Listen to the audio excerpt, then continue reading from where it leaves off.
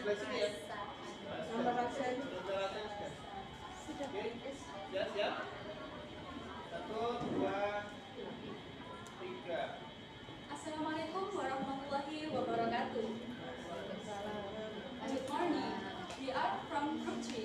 We will present about digital financial planner.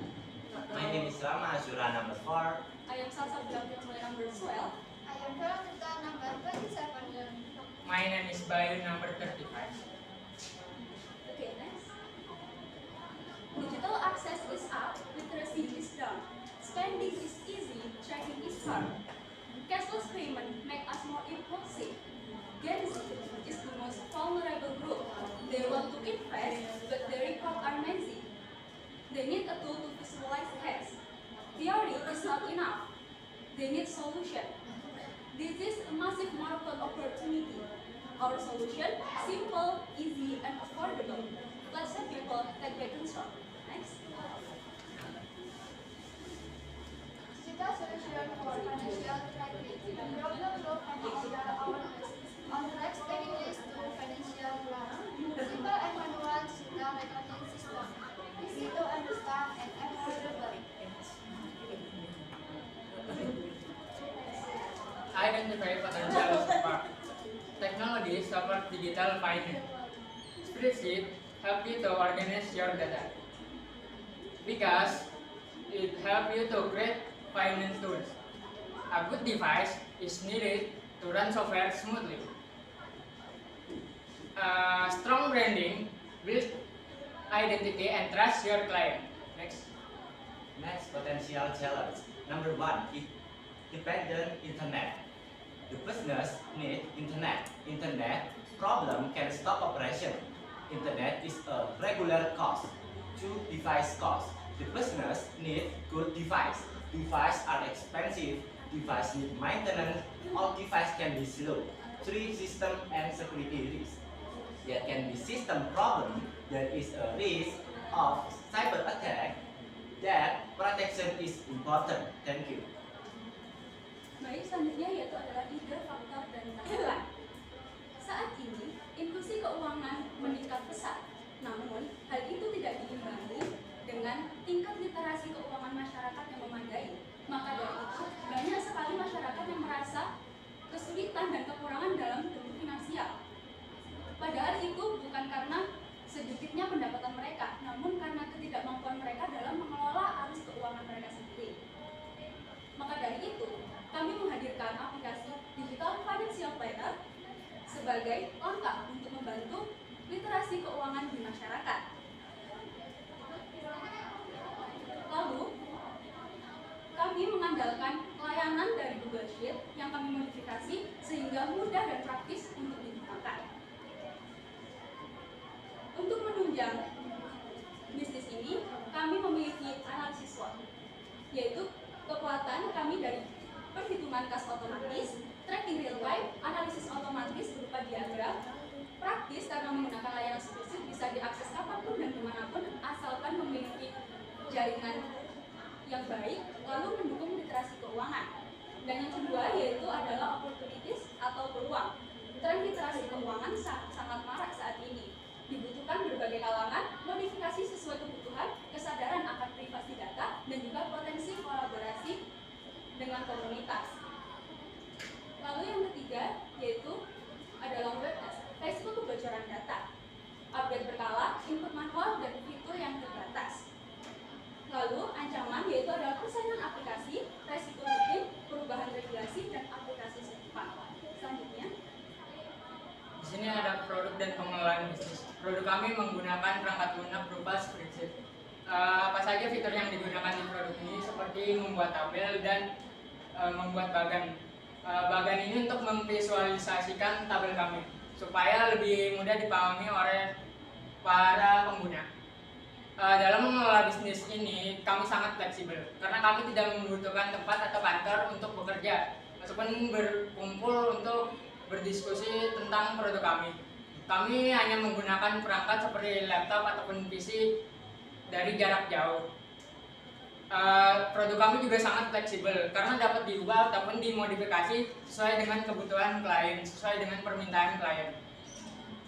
Kemudian dampak lingkungan dari produk yang kami buat adalah kami mengurangi yang namanya jumlah penggunaan limbah kertas, dikarenakan limbah kertas tidak digunakan di sini. Selanjutnya perhitungan matematis. Nah, di sini adalah perhitungan biaya. Yang pertama, kami membutuhkan laptop. Kami membeli laptop seharga 4 juta dan memiliki masa pakai 5 tahun. Oleh karena itu, karena memiliki masa yang panjang, kami melakukan penyusutan per tahun. Jadi 4 juta kami bagi dengan 5 tahun mendapatkan hasil per tahun yaitu 800.000.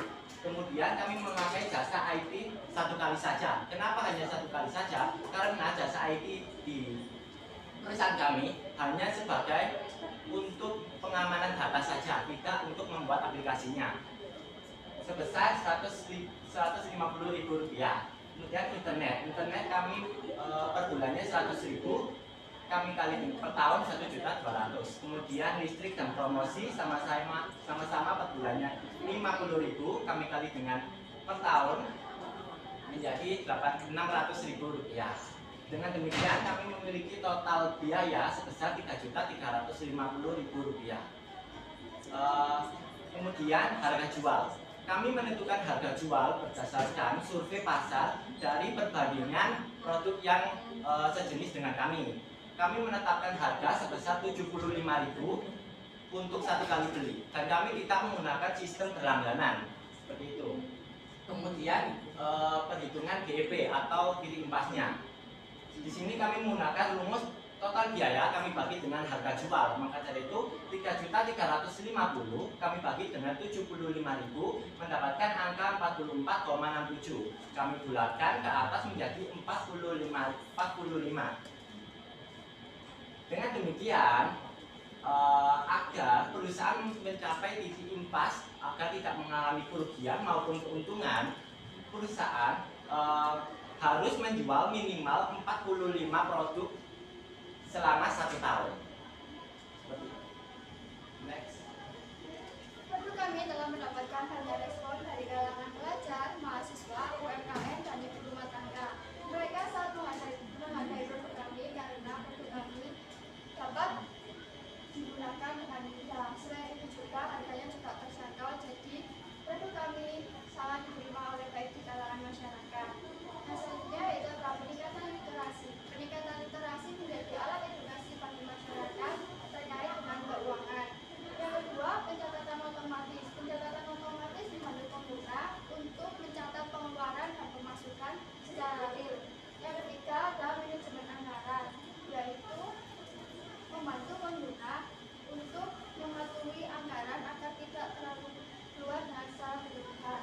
Yang selanjutnya adalah monitoring real time, yaitu memungkinkan pengguna untuk mengakses aplikasi kami di mana saja dan kapan saja.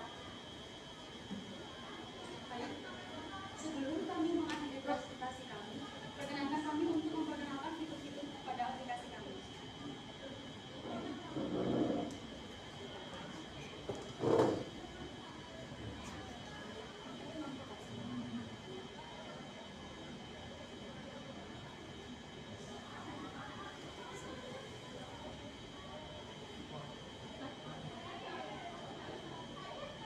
Di sini ada beberapa fitur dari produk kami. Di antaranya adalah tabel. Tabel pendapatan di sini berisi tentang rincian pendapatan. Lalu dari tabel ini kita akan buat menjadi bagian lingkaran. Kenapa dibuat bagian lingkaran? Agar ada visualisasi dan mempermudah pengguna untuk melihat seberapa besar pendapatan mereka. Kemudian di atasnya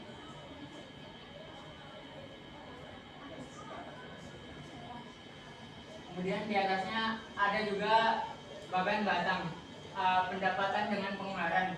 Ini berguna untuk membandingkan seberapa besar pendapatan dan seberapa besar pengeluaran, agar nantinya bisa mengevaluasi pendapatan harus dikurangi atau ditambah, pengeluaran harus ditambah atau dikurangi. Kemudian di selanjutnya ada tracking pengeluaran sehari-hari. Ini berguna untuk melacak pengeluaran kita dalam 1 bulan, supaya nantinya kita bisa tahu uang kita itu keluar untuk apa saja. Cukup. Baik, sekian presentasi dari kami. Terima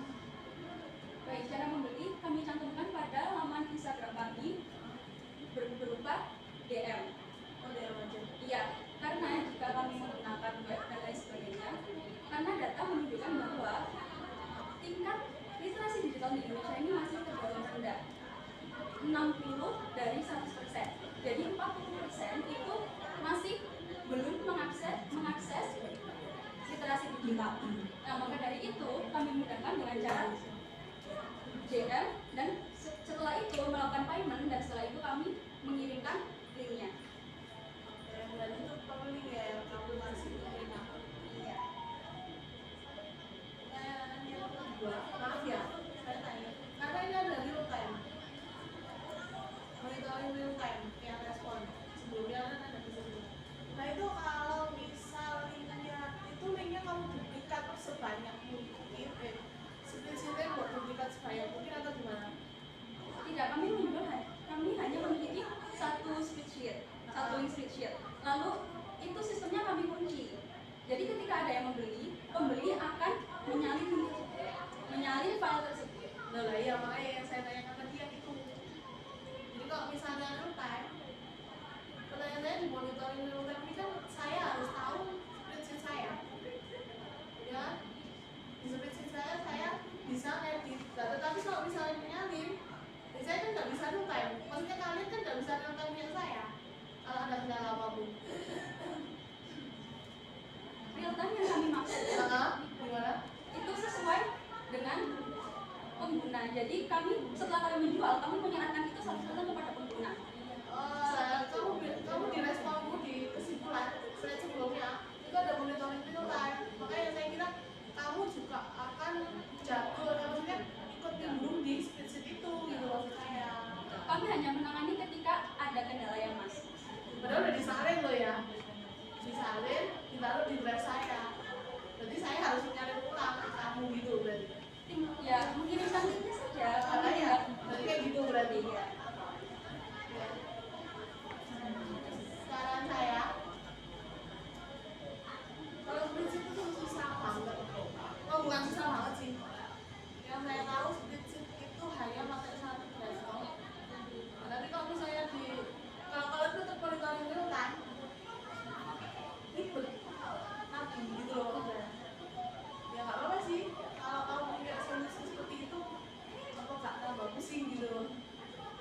Ya, terus yang ketiga, saran saya, kalau orang yang nggak bisa spreadsheet dia pakai Excel kan? Harusnya ke Excel bang. Nah Excel sendiri formulanya berbeda dengan spreadsheet, ya kan?